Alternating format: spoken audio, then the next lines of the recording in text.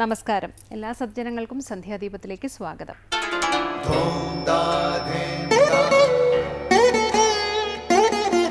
ശുഭം ഭവതു കല്യാണമായുസാരോഗ്യവർദ്ധനം സർവദുഃഖ വിനാശായ സന്ധ്യാദീപം നമോസ്തുതേ. നാമം ജപായനം പുണ്യം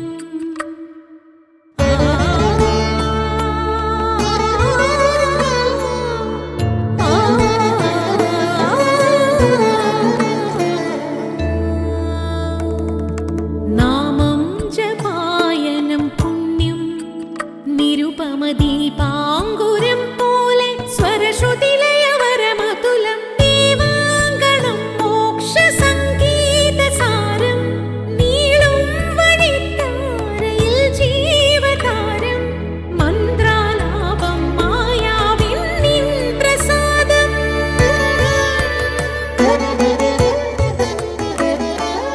ഇരുൾ നീങ്ങിയുണരുന്ന തെളിനാളദീപം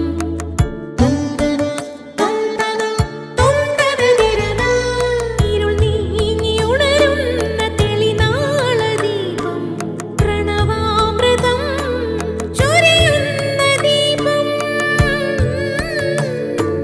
ദീപം ദീപം ദീപം ദീപം സന്ധ്യാദീപം.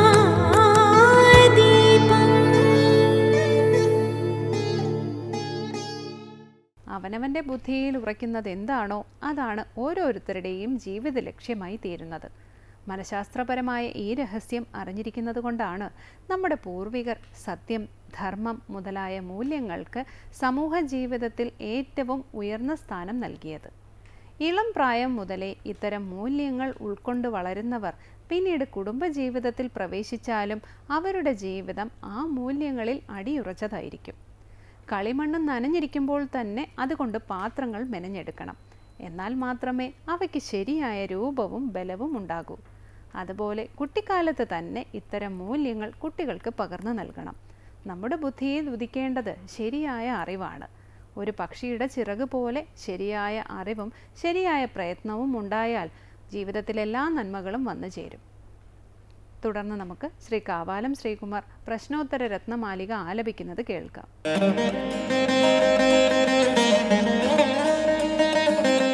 ത്വരിതം കിം കർത്തവ്യം വിദുഷാം സംസാരസന്തതിച്ഛേദഃ കിം മോക്ഷതരോഃ ബീജം സമ്യഗ്ജ്ഞാനം ക്രിയാസിദ്ധം. ത്വരിതം കിം കർത്തവ്യം വിദുഷാം സംസാരസന്തതിച്ഛേദഃ കിം മോക്ഷതരോഃ ബീജം സമ്യഗ്ജ്ഞാനം ക്രിയാസിദ്ധം. അടുത്തതായി ശങ്കര സ്തോത്രാമൃതം. വിവേകശാലികൾ ജീവിതത്തിൽ പെട്ടെന്ന് ചെയ്യേണ്ടത് എന്താണെന്ന് ശിഷ്യന്റെ ചോദ്യം. ജനന മരണങ്ങളുടെ ആവർത്തനമായ സംസാരഗതിയുടെ വിച്ഛേദമാണ് വിവേകികൾ ചെയ്യേണ്ടതെന്ന് ഗുരു മറുപടി പറയുന്നു. അദ്വൈതാചാര്യനായ ശ്രീ ശങ്കരാചാര്യ സ്വാമികളുടെ പ്രശ്നോത്തര രത്നമാലികയിലെ 3-ാമത്തെ ശ്ലോകമാണ് ഇന്ന് ശങ്കര സ്തോത്രാമൃതത്തിൽ സ്വാമി ചിദാനന്ദപുരി വ്യാഖ്യാനിക്കുന്നത്.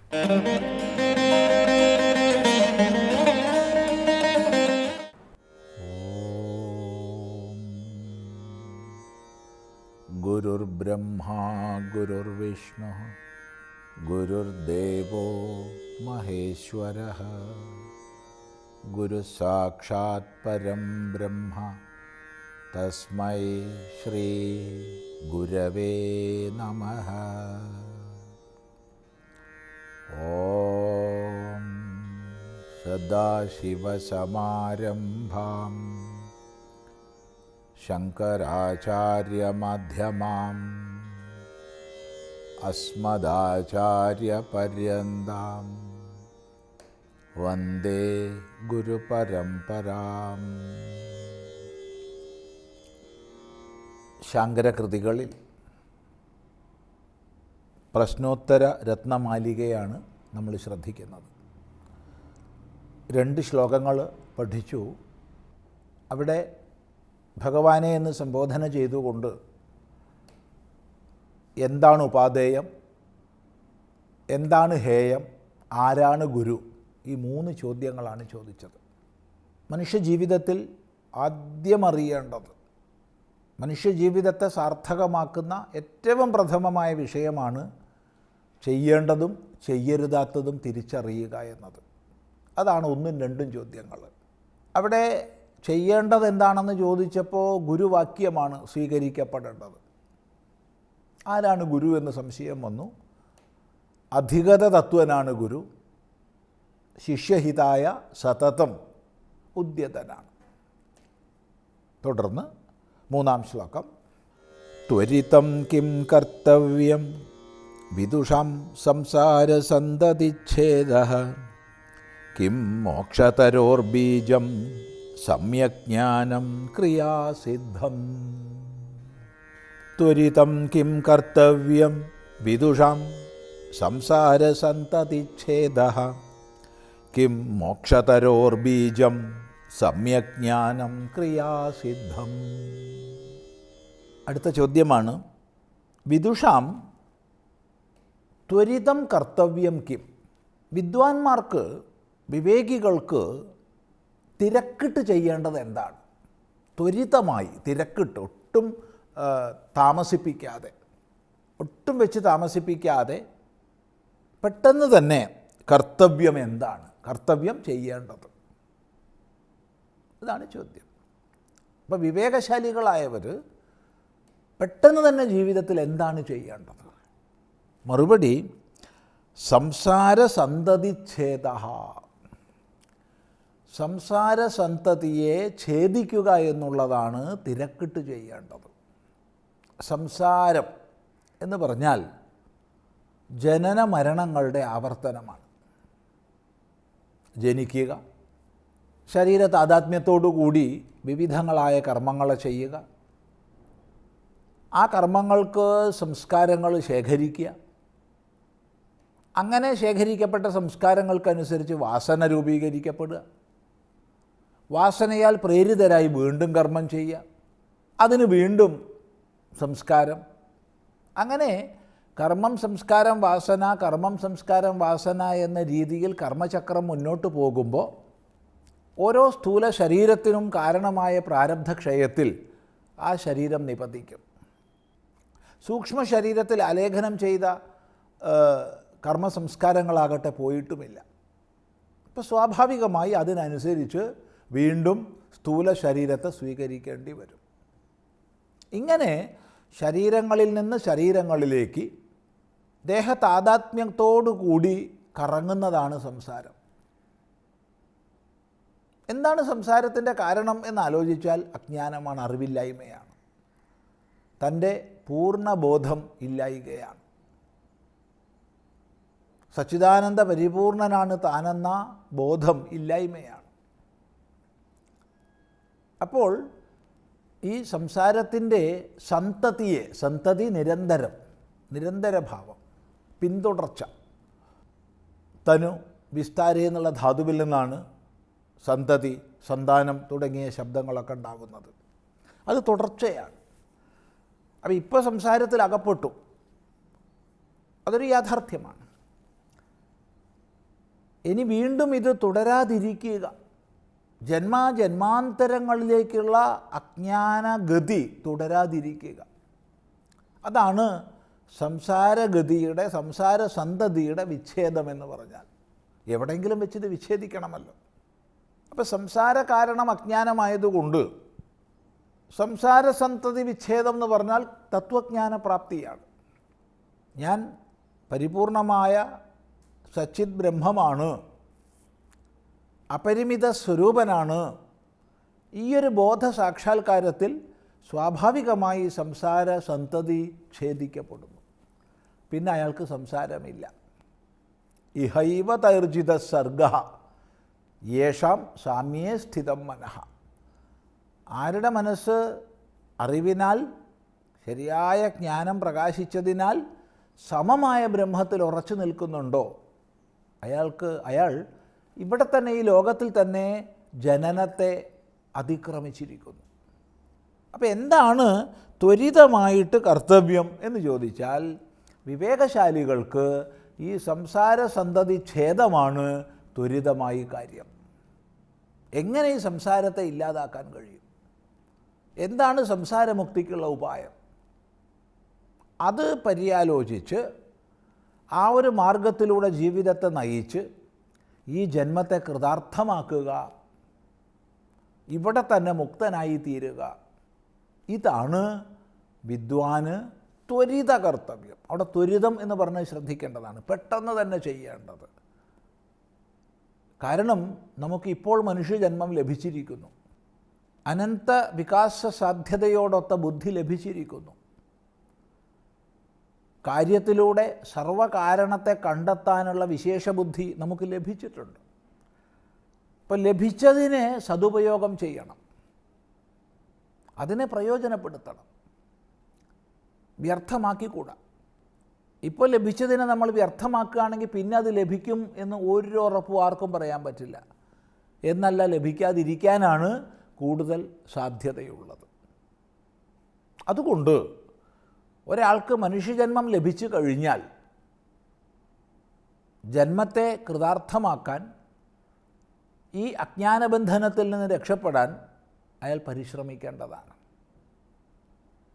അതുകൊണ്ട് ത്വരിതം കർത്തവ്യം സംസാര സന്തതി ഛേദ എന്ന് പറഞ്ഞു. ഉടനെ അടുത്ത ചോദ്യം വരികയാണ്, കിം മോക്ഷതരോർ ബീജം? എന്താണ് മോക്ഷതരുവിൻ്റെ ബീജം? അവിടെ മോക്ഷത്തെ ഒരു വൃക്ഷമായി കൽപ്പിച്ചു. മോക്ഷമാകുന്ന വൃക്ഷത്തിൻ്റെ ബീജം എന്താണ്? ഇതാണ് ചോദ്യം. അവിടെ മറുപടി പറഞ്ഞു, സമ്യജ്ഞാനം ക്രിയാസിദ്ധം. സമ്യജ്ഞാനമാണ്, ശരിയായ ജ്ഞാനമാണ്. അവിടെ ആചാര്യൻ ഒന്നുകൂടി കൂട്ടിച്ചേർത്തു, അത് ക്രിയാസിദ്ധമാണ്. എന്താണ് ക്രിയാസിദ്ധം എന്നതിന് ഇവിടെ അർത്ഥം? ഇത് വളരെ വിശദമായി ചിന്തിക്കേണ്ടതാണ്. നമുക്ക് അടുത്ത പ്രാവശ്യം അത് ചെയ്യാം.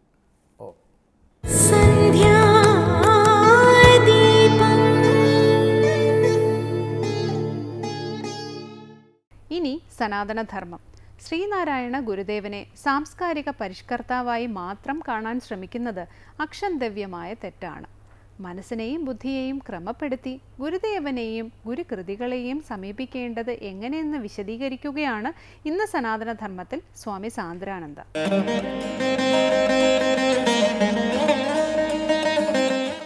നമ്മളുടെ ഗുരുക്കന്മാരെ പൊതുവെ ഉപരിപ്ലവമായ രീതിയിലാണ് സമൂഹം മനസ്സിലാക്കാൻ ശ്രമിക്കുന്നതും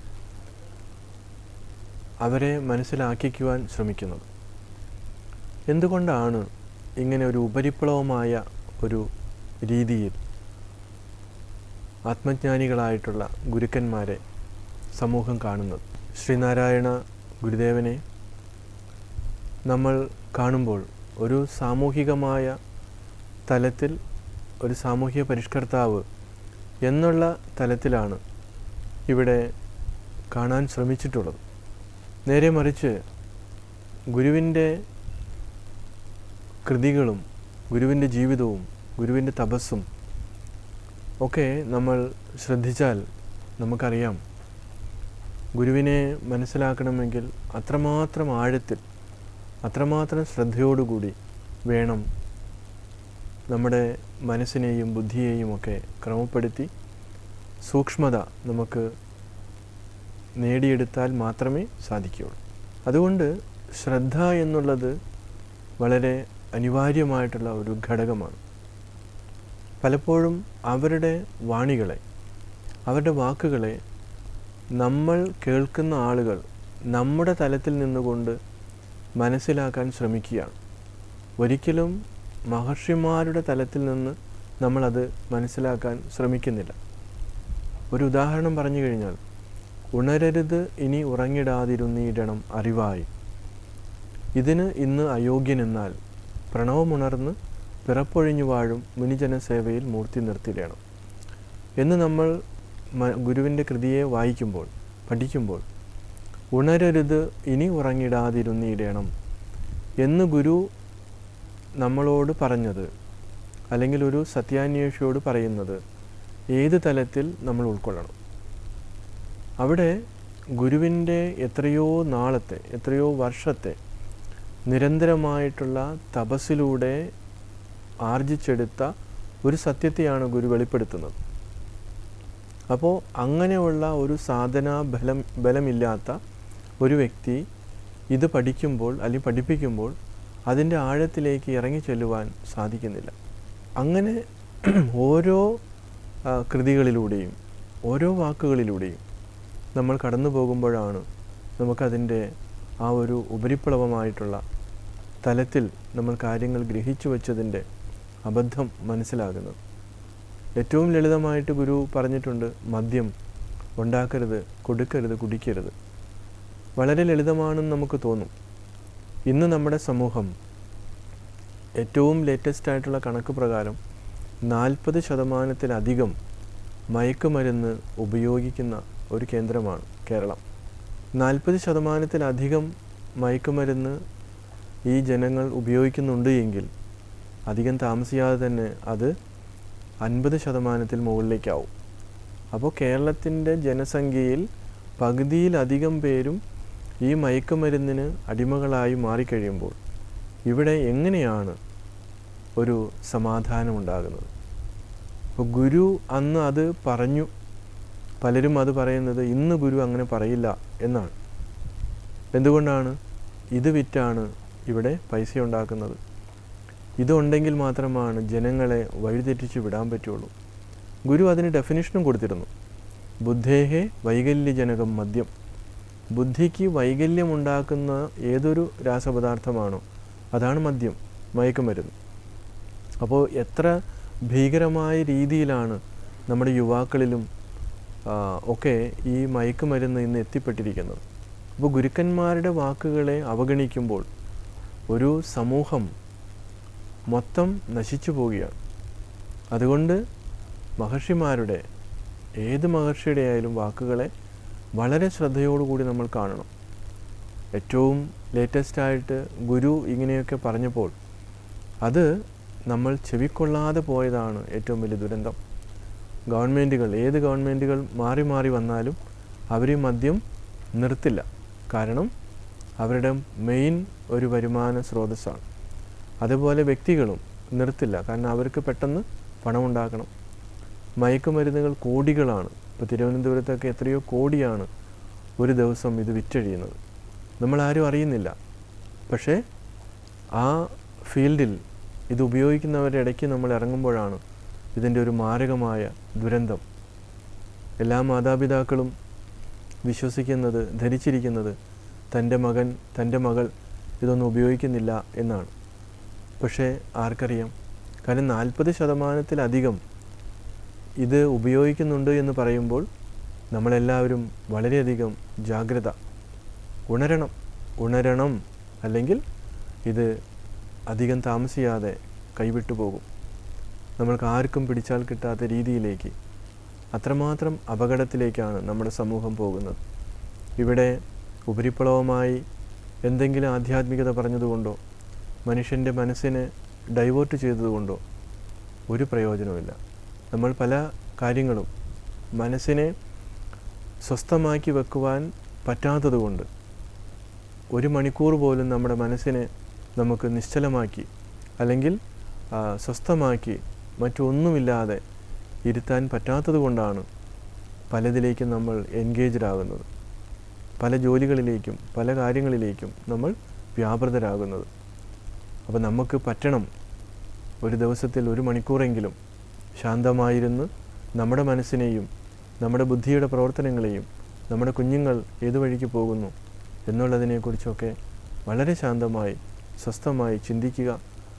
നമ്മൾ മാത്രമല്ല, ഈ സമൂഹം, ഈ രാജ്യം അത്രമാത്രം അപകടത്തിലേക്കാണ് പോകുന്നത്.